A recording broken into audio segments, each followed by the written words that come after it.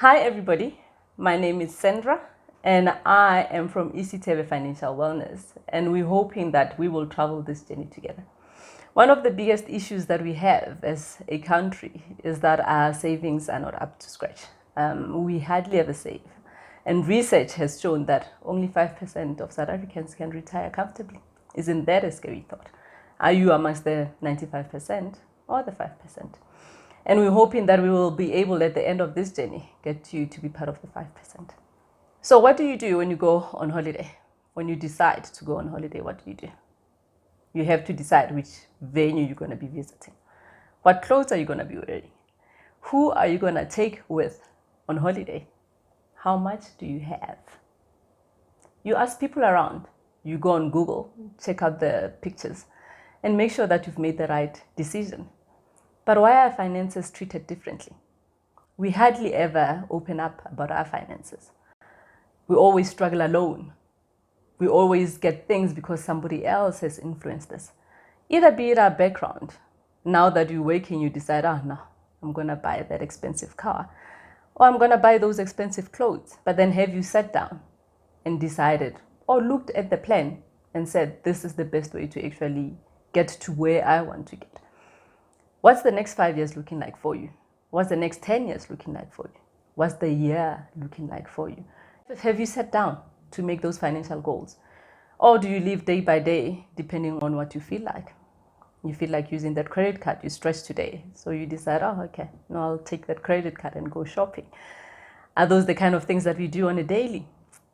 We hope that you'll be able to sit and reflect on why you're doing the financial decisions that you're making. Most of us always complain, no, I don't have enough money saved up. I don't earn enough. It is what it is. Your salary is basically what it is. We're not going to be touching on that. But what we're going to be touching on are the things that you do with your salary. How many of us have DSTV that we religiously pay for every month? The most expensive package is above 800. Do the calculation. Take your calculator now, sit down and check how much you're actually putting away or giving away to DSTV. 800 times 12 times 5 times 10. Isn't that a substantial amount that you could have invested? How many of us spent money going out with friends? No, it's just a night out. But how much are you really spending? Even not going out with friends, but taking out your family. Even to a McDonald's or KFC. How much is the bill? And when we look at investments, from as little as 50 rands, you can actually get an exchange traded fund. Those are decisions that we make on a day. Instead of taking that takeaway, isn't it better to put up the money and put it into an ETF or a unit trust? Those are financial decisions that we need to make. Us might be coming from poor backgrounds. When you start working, you're like, you know what, I've been wanting a particular brand for the longest time. And now that I have the finances, I'm going to spend on it because I grew up wanting and longing for it. So it's not even about whether it makes financial sense or not. It's about that I want it because I've wanted it for so long, or because everybody else in the community is having it or doing the same thing. Like wearing expensive clothes, but you stay in a shack. My background is investment. So I've always been in asset management, over 15 years in that industry as a portfolio manager, and also at some point when starting off as an analyst.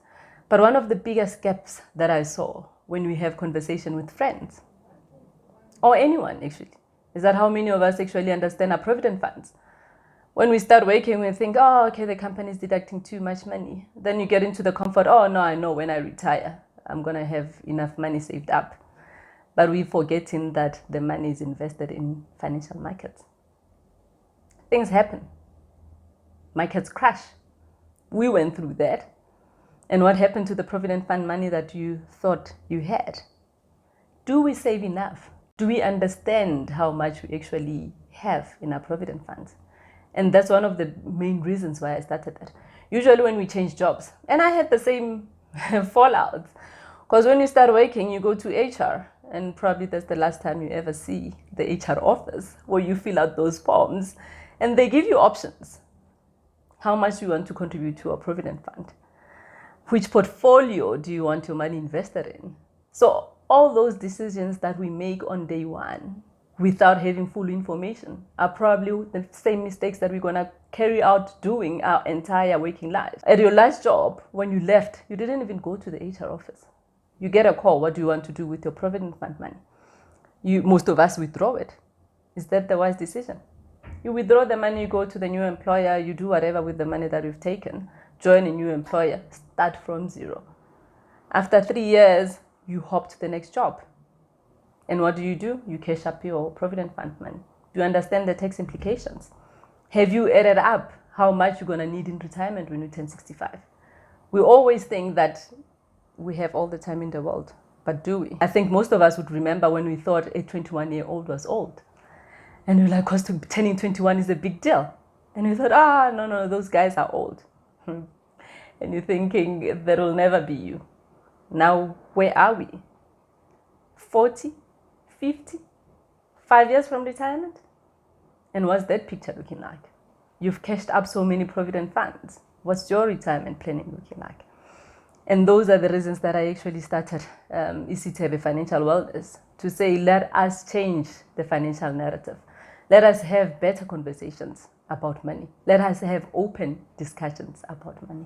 Some of the key issues that we'll be covering on the journey is things that I wish somebody had sat down with me and taken me through them. I hope to provide a template you can use to make financial decisions on. Why do you need that credit card?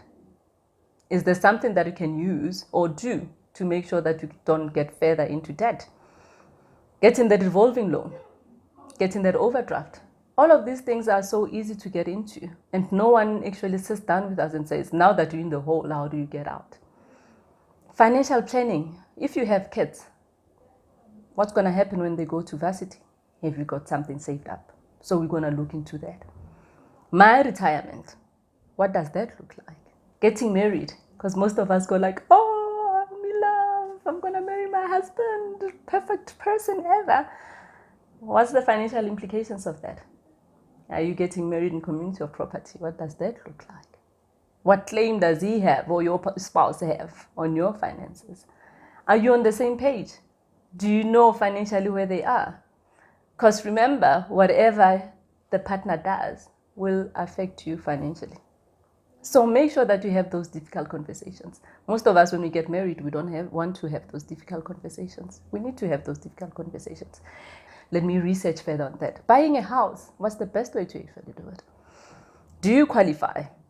Do you need to put down a deposit? Do you need to pay extra? Do you need to get insurance? Do you need to get life cover? People spend more on cars because you can't drive your house to a party. You want to be seen. Financial products, we always get calls on funeral policies and SMSs. Whenever you have a conversation with the financial advisor, they're always, do you need life cover? Do you need life cover? If you do, how much do you need? Do you know how to get to that amount? Because remember, with how the financial advisors are compensated, it's based on the products that they sell. It's commission-based. So is it really for your best interest, or do you need to direct the conversation and say, I need a financial advisor, but these are the things that I want us to discuss? So those are the key things that we'll be covering in the journey. And hopefully by the end of the journey, we'll be financially healthy people or healthier people.